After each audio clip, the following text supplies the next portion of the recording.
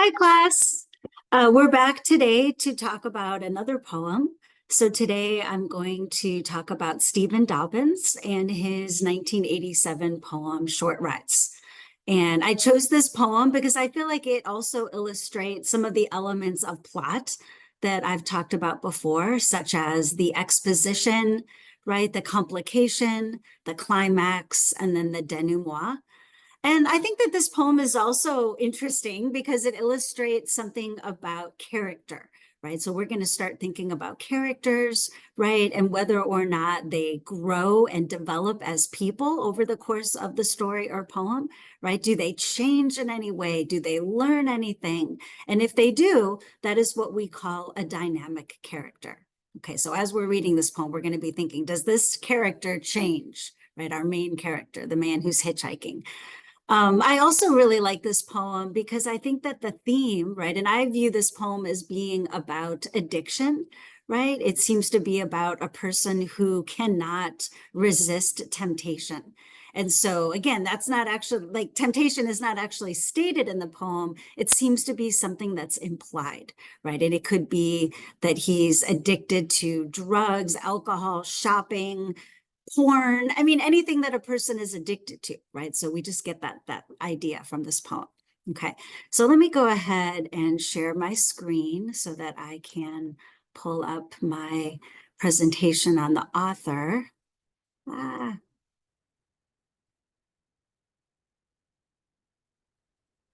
sorry, class. I thought I had it. There we go. There we go. Okay, so here he is, Stephen Dobyns, and we can see that he was born in 1941. So I believe that makes him currently in like his 80s.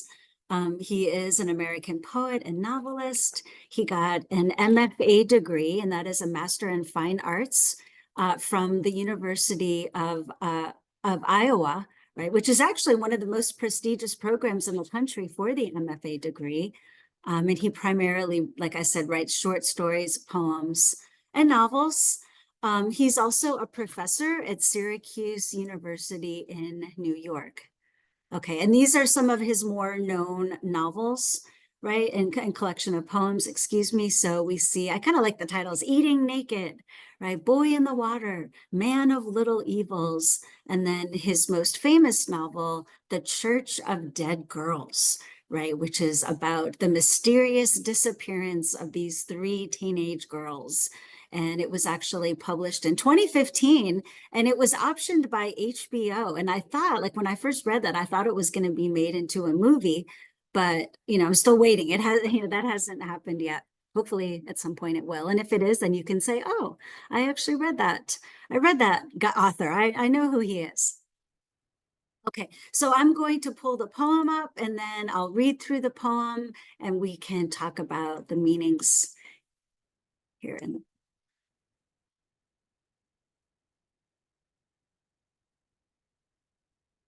Okay, so I'm going to start by just reading that first stanza, right, which I think is the exposition, right, where we get the context here.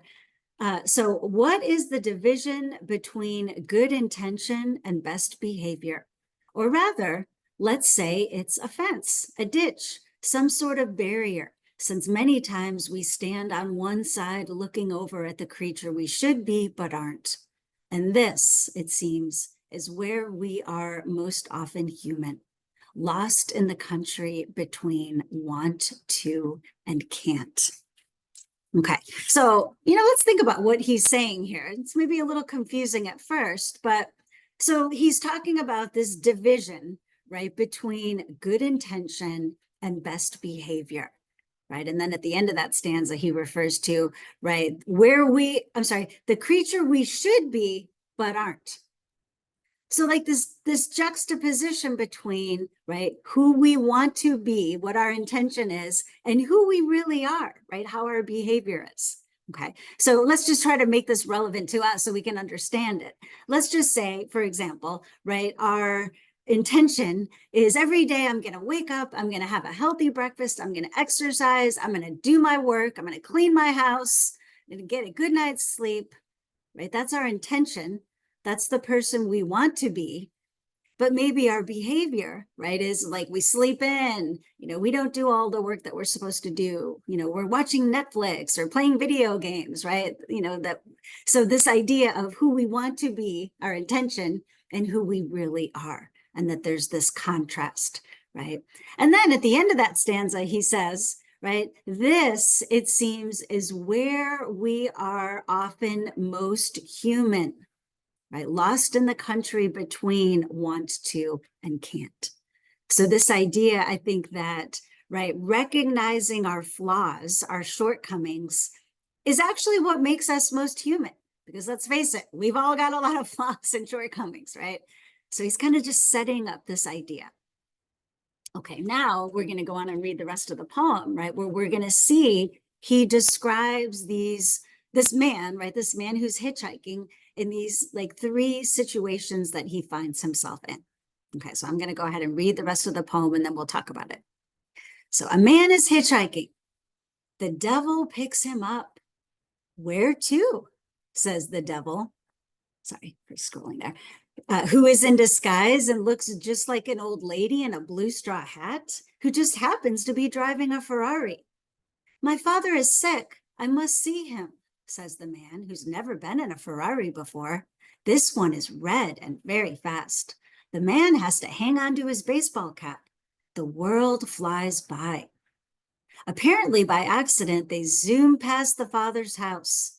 The man doesn't speak. After a few more blocks, the devil makes a U-turn and drives him back. That was a real treat, says the man. Inside, he finds that 2 weeks have gone by. His father is dead and buried. Everyone is disappointed. Even the police have been out looking. What can I say, says the man. I guess I let you down. The phone rings. It's his wife who tells him, come home right away. The man hitchhikes home. The devil picks him up in his bright red Ferrari.